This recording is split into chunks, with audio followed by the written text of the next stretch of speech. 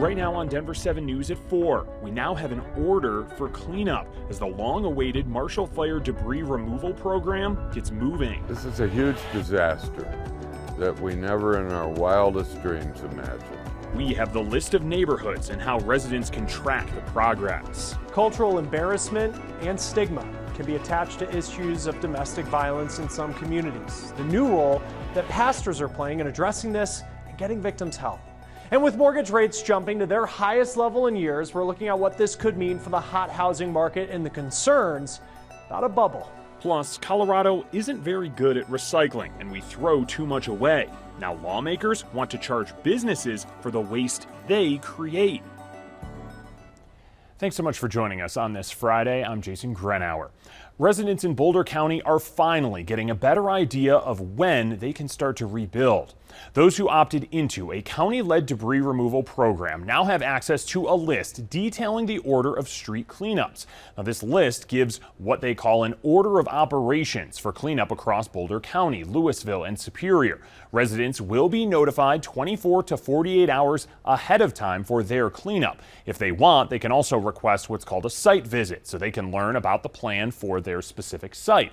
Boulder County and cleanup company officials said cleanup should start in mid-April, and they believe each property will take about 4 days to clean up, depending on the amount of debris. Boulder County said it will create an online map to track progress. It's just not available just yet.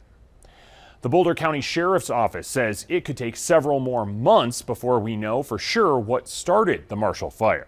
Investigators are following up on nearly 200 tips from the community and interviewing victims and witnesses. Once that investigation is complete, evidence will be shared with the district attorney's office to determine if charges are warranted.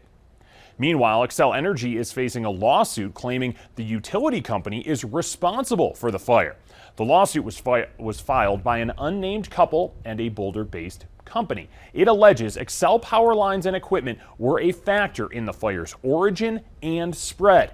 We talked to the lawyer who filed that lawsuit. He says he plans to prove Xcel was negligent.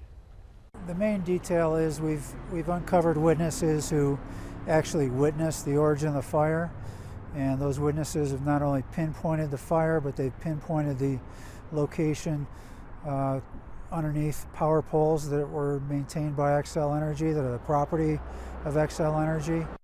Now, Xcel says its equipment in the area was properly maintained and inspected, and says the company has seen no evidence it ignited the fire.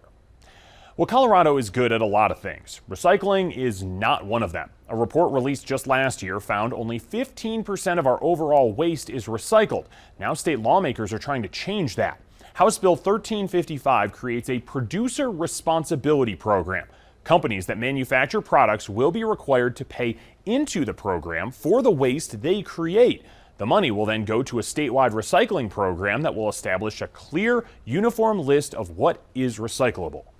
I think part of the problem in Colorado is that we have a very patchwork system. You heard that earlier. And so different organizations allow different things to be recycled, different guidelines. So it will be easy. The bill has Republican and Democratic sponsorship. However, some business organizations are already expressing concerns of how this will affect newspapers, marijuana, and other industries. The CDC says today it is ending a policy that limited asylum at the U.S.-Mexico border to prevent the spread of COVID-19. The policy that has been in effect since March of 2020 will officially end May 23rd. Now, that will give border officials time to prepare. About 7,000 migrants have arrived daily recently. Homeland Security says the number is expected to grow to as many as 18,000 a day. The CDC says with COVID vaccines and therapeutics, the policy is no longer necessary. Well, the next time you buy a car, the range that you'll be able to get on a tank of gas could be longer than your current ride. The newsfeed starts with new government standards requiring new vehicles to have an average of at least 40 miles per gallon by 2026. Currently, new vehicles need to get about 28 miles per gallon. Unemployment is now at a pandemic low. The new number released today, 3.6%. There are still plenty of industries that are hiring, and the Labor Department says hourly earnings went up again. Now, insulin is an essential drug for so many Americans, and the House has passed a bill capping the monthly cost of insulin at $35 for insured patients. Now, this move could save insured patients hundreds of dollars a year, but this would not be something that would help those who are uninsured. Well, first of its kind research has found that severity of COVID symptoms has no impact on how likely a person is to spread the virus. 18 people were intentionally infected with COVID. All of them shed the same viral load, no matter if they had symptoms or not. Volunteers were not vaccinated and had no previous history of infection. Now, researchers around the world have all come across the same finding over the last 2 years. People with schizophrenia are 3 times more likely to die of COVID than the general population. That's a higher risk than people with diabetes, heart disease, and several other conditions. Doctors say that this could mean that schizophrenia isn't just a mental disease, but a physical one as well, something that has been a theory for some time. We knew that people with schizophrenia are actually 7 times more likely to die from respiratory infections. The association has been found in the opposite direction as well. There's evidence that early exposure to some infections like influenza, Toxoplasma gondii, herpes infection is associated with developing schizophrenia later in life. Not just exposure to those infections, but our immune response to those infections. Dr. Caitlin Namani says the rare opportunity that COVID presents is its first time researchers can study effects on the immune system from a single virus in a single point in time. If a direct link between schizophrenia and the immune system can be established, it could change how this condition is treated.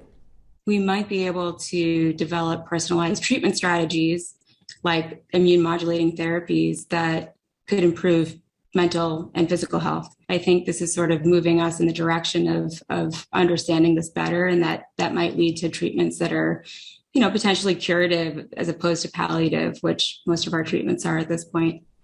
The CDC added schizophrenia to its list of conditions that are high risk for COVID about 6 months ago. Now, the impacts of the pandemic continue to weigh on some college students. There's not food. There's not much room for addressing lifelong goals or even studying. The new resource that is working to reduce the stigma often associated with seeking assistance for basic needs.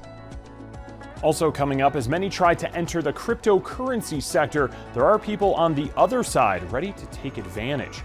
How one Colorado man is out thousands of dollars after entering a job he thought would put a foot in the door of this industry.